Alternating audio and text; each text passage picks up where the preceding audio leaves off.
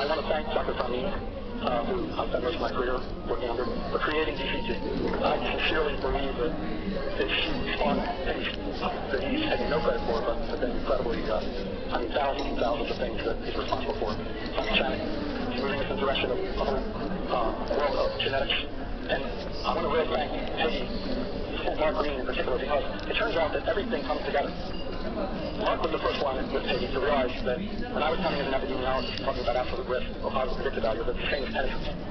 And when they were studying rare family syndromic clinical genetics, that they were pointing out places in cascades, growth control pathways, which are really hard to find if you just go and you just try to find them as candidate or try to intuit them. They were pointing out entire pathways.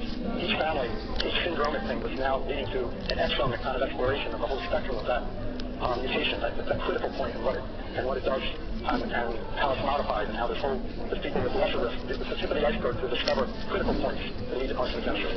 And I think we had a common vision that we wanted to study strong effects, and we wanted to study things that had clinical impact. And they're understanding my desire to move to the clinical genetics branch, studying HPV, so some site visits to leading to convince people it made sense, but they saw it immediately. And I want to especially thank them for enabling the second part of my career. Thanks very much.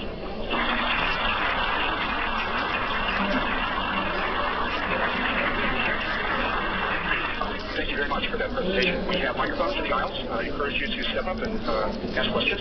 We're available here for a bit to try to answer them. Or challenges. I like, you know, sometimes I can.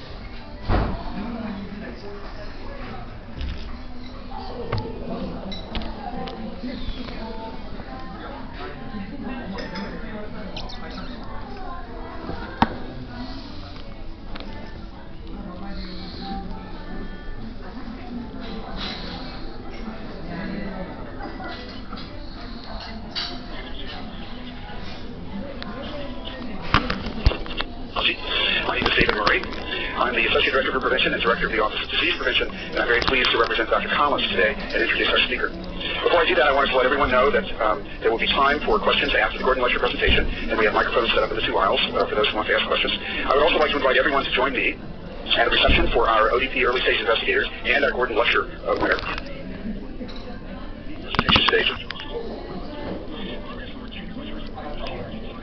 Major contributions for research training in the field of epidemiology or in the conduct of clinical trials. The Gordon Lecture Award recipient is selected based on the recommendation of the NIH Epidemiology and Clinical Trials Interest Group. This is the 23rd year that the Office of Disease Prevention has sponsored the Gordon Lecture Award. The list of prominent scientists who previously received this award can be found on our office's website, prevention.nih.gov. The Gordon Lecture was established in tribute to Robert F. Gordon Jr. for his dedication to the field of epidemiology and his distinguished service to NIH. Over the course of 30 years, Dr. Gordon served in numerous senior leadership positions, including as special assistant to the director and chief advisor for clinical practice and research. He was an early organizer of efforts to address the emerging problem of HIV and AIDS, and became the key coordinator for AIDS research. For the first 10 years of his service to NIH, Dr. Gordon made important contributions to policy and management issues regarding epidemiology, clinical trials, and the health effects of environmental hazards. This year's winner and today's speaker is Dr. Mark Shipman. He received his MD from the University of Pennsylvania and MPH in epidemiology from the Johns Hopkins School of Hygiene and Public Health. He's currently a senior investigator at the National Cancer Institute in the Division of Cancer Epidemiology and Genetics.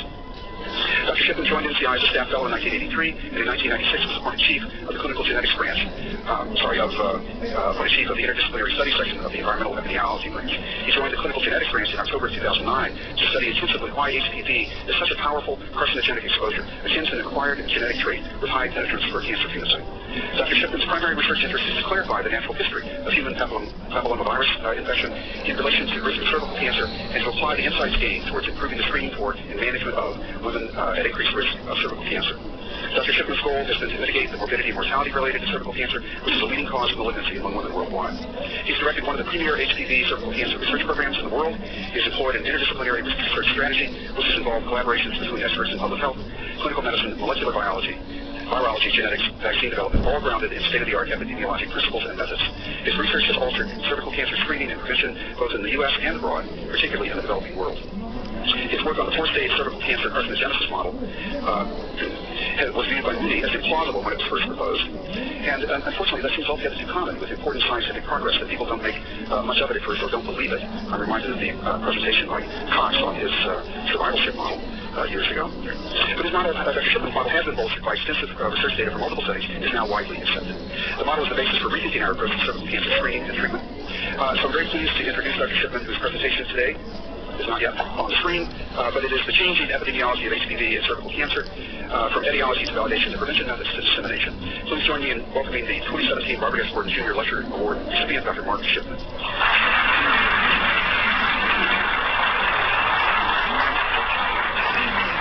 Hello, this is a great thrill for me. As a first-year fellow, I think I gave a talk in here and my legs were shaking and I was asked to talk on something. And I remember just being incredibly fearful that an MD, MPH, coming to the great NIH would have nothing to contribute here.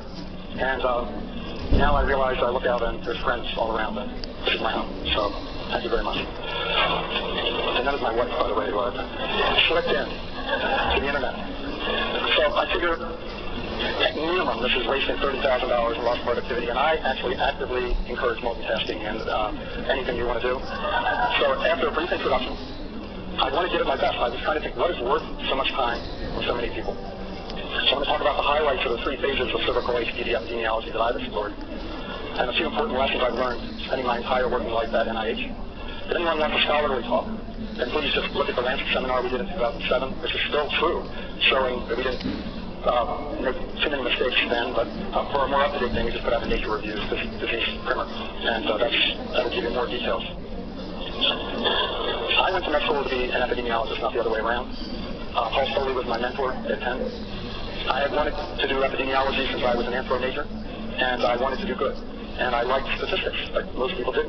So I spent a year in West Africa studying schistosomiasis. I worked for APHA's Office of International Health. I went to the Public Health Service, Office of Public Health at Parkland, and then I applied to Johns Hopkins to do a PhD in international health, and was turned down. I met with the dean, and he said, you're a policy guy. I can tell that you're a policy guy. You have a lot of things you want to achieve. And right now, MDs control international health in most of the world. And I'm not letting you into my program. You'd be unhappy. Which really presented that. And I went to med school, ultimately. Wanting to be an epidemiologist the whole time. This was an odd way to address testing. What's the evidence for this? We're doing so many tests. What's the chance of being a false positive? And other things that led to in different grades while I was in med school. So then I did an internship, and I wanted to be an MPH, but everything had been shut down. All the preventive medicine things had been shut down by the current administration. But there was the Public Health Service FE training program. And that was my last hope of getting an MPH paid for. We were starting to have kids. And so these guys actually hired me. And two of them are in the audience. And I thank them for that. Because I don't know what I would have been. I had also applied to be a family doc and an ER doc at the same time. And that's the reason I'm here. And I've never left. So I've only known Dr. Gordon. I don't know how many other people actually knew Dr. Gordon at all. How many people here knew? I can't really tell, but he would lecture sometimes and then convene the FE training program. And I want to say that he taught me an important lesson. And that sometimes he would fall asleep while we were lecturing, while we were giving our little talks. He seemed a little bit disengaged sometimes, and I attribute it to his age, which is younger. He died at 59, younger than I am now. And then I realized he never complained, never said anything, but he was dying of cancer.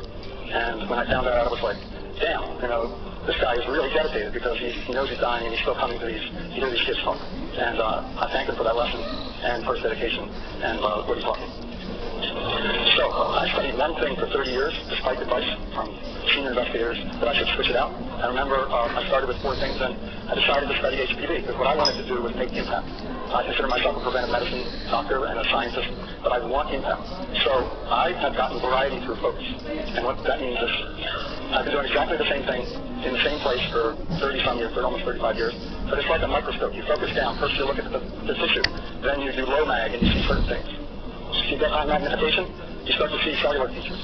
You go to electron microscopy, all of a sudden you're looking at viral structure. And if you do special stains, you get more insight.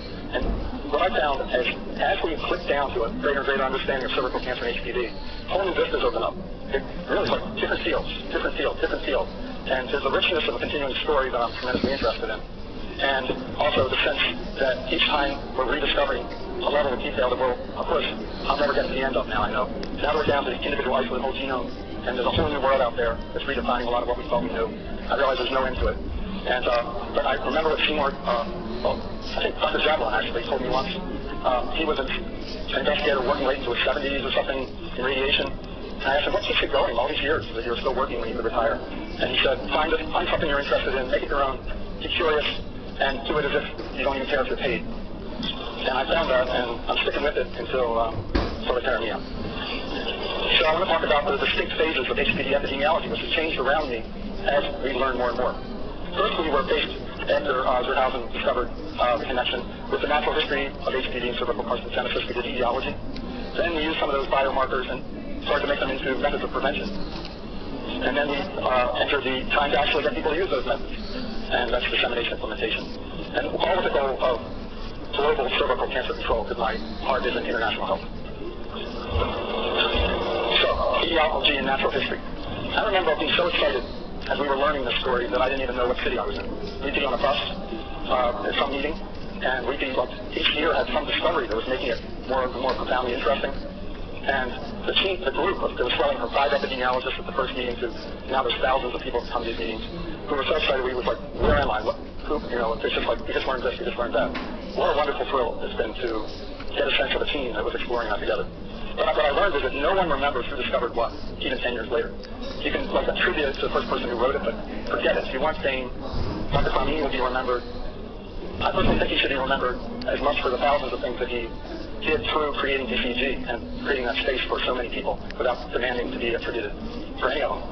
So I wonder, actually, I have to ask him sometime what he considers his greater achievement, his scientific or his enabling achievements. But that's I'm not going to like put who discovered what, because it's been a team effort, as epidemiology always is. So my bias, though, is that we look for a signal in the midst of noise, and we specialize in error, misclassification, randomness, and we don't try to control things in a kind of experimental way. We're trying to see the signal come through in an inductive reasoning setting. So I first heard it from Dr. Lilienfeld, who was my mentor at Hopkins. He was very crusty, and he was ill himself. But I remember him saying, epidemiology is a butcher shop, don't pretend you're using a scalpel. And he had a way of wanting to simplify, and make sure the measurements were right. Rather than, and with big data coming, maybe that's not as true, but it is true that carcinogenesis is so subtle that we have to minimize error. We have to minimize error, or the signal will be lost in the complexity of what we're trying to study. And that's been the reason that I always say it comes back to the 2x2 table. Almost every measurement, even if it's biochemical, starts as a visual continuous measurement. So even if it's a machine telling you yes or no, it started as some kind of block coming up as darker or lighter or whatever. It's always a continuum.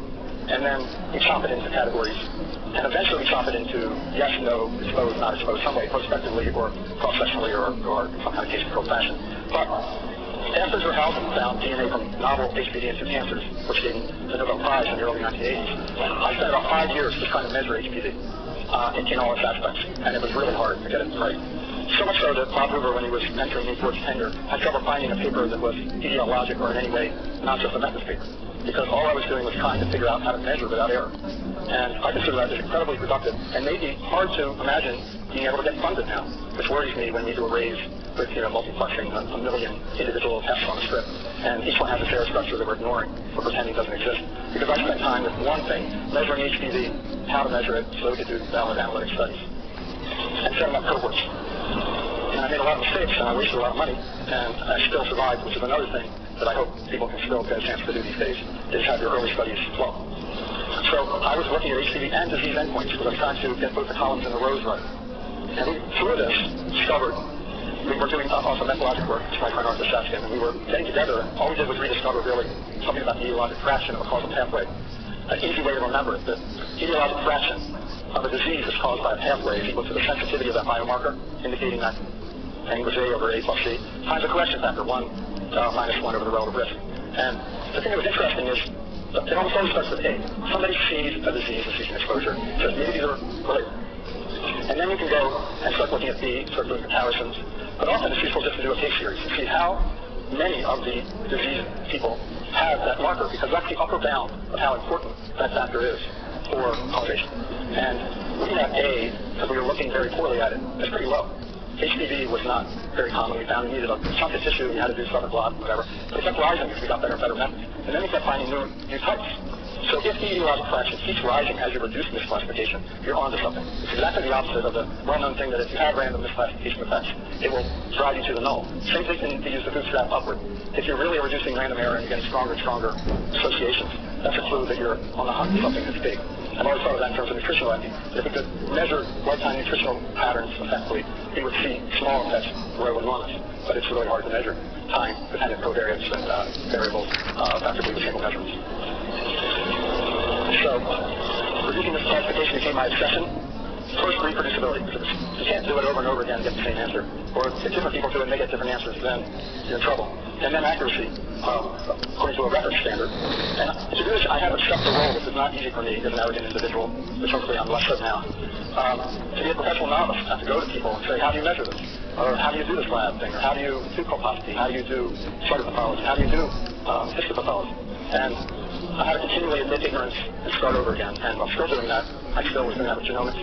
And I'm still having to admit that in order to grow as a scientist, you have to be a professional fool for at least the night and admit that in order to grow.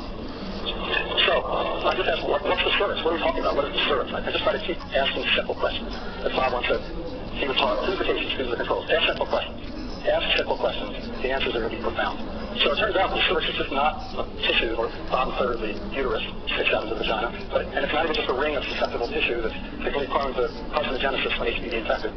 But as Nico Benson and I have been examining it, has a topology. It's enormous compared to the virus.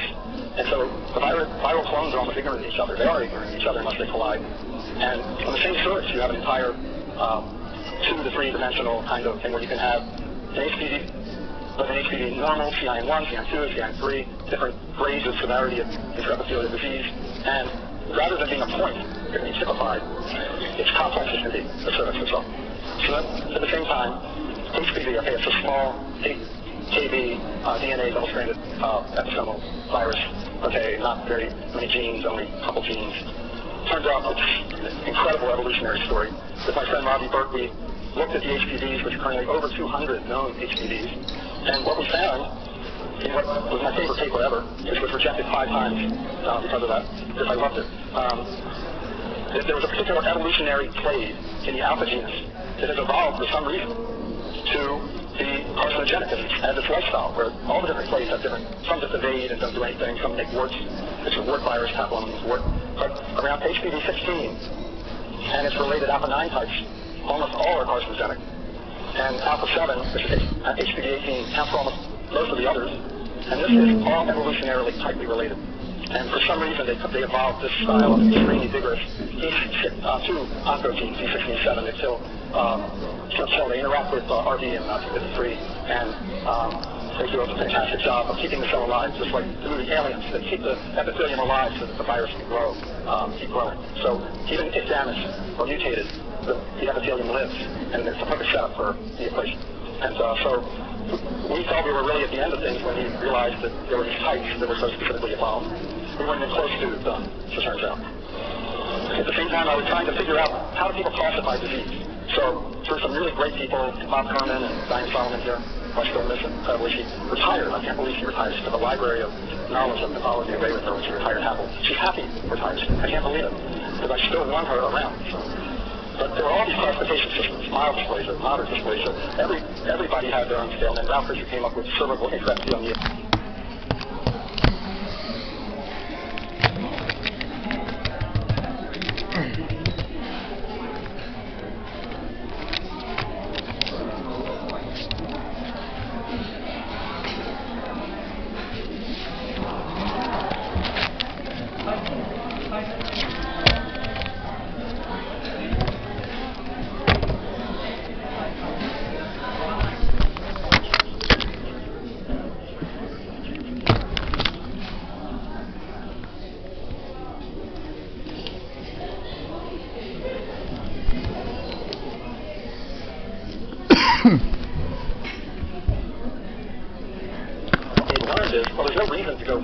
2/3, 3/3 are not fourths.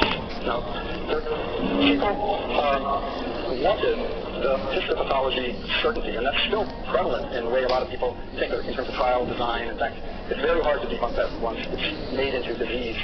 Produced by the histopathologist telling us, the anatomical surgical pathologist telling us what it was. And in this case, it wasn't very accurate. In fact,